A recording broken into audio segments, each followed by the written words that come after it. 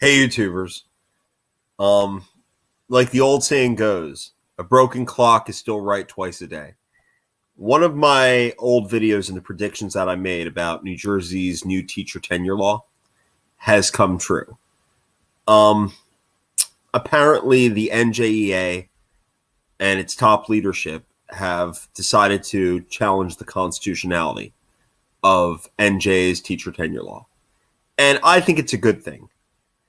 Um, and I don't want to play Monday morning quarterback because for years and years and years in the state of New Jersey, when a teacher in a New Jersey public school was there for 3 years and a day, they were the most protected public employee on the face of the earth for the simple reason that there were so many layers of insulation and levels of appeals that the district had to exhaust to get rid of that teacher, that it was more economical to pay them to stay home.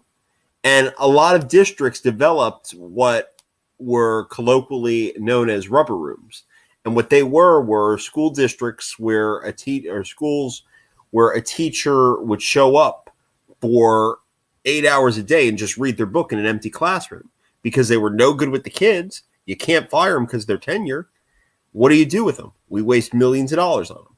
Well, sometime in 2013 or 2014, the governor, then Chris Christie, with the assistance of Democratic leadership in the legislature, was able to get through a bill which did a complete diametric reversal on teacher tenure. And now under the bill, what happens is a state-appointed arbitrator decides whether or not to revoke tenure.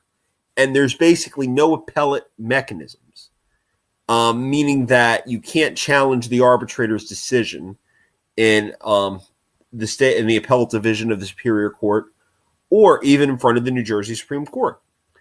Well, obviously, it does invoke due process concerns, but there's another subliminal constitutional issue that, unless you're a major con law nerd, even most attorneys wouldn't pick up on.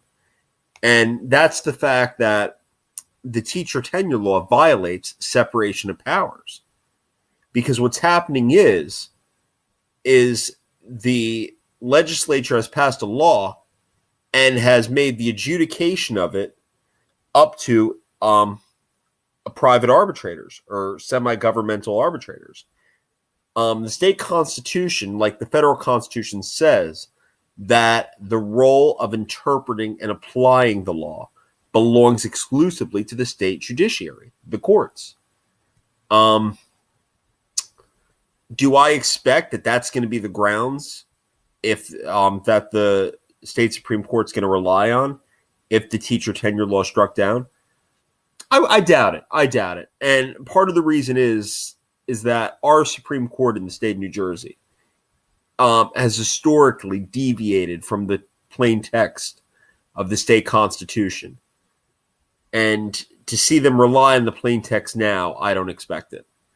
I think that ultimately they're going to find that the teacher tenure law violates the rights of due process of New Jersey public school teachers by denying them the right to any appellate mechanism, and the independence of the arbitrator is questionable at best.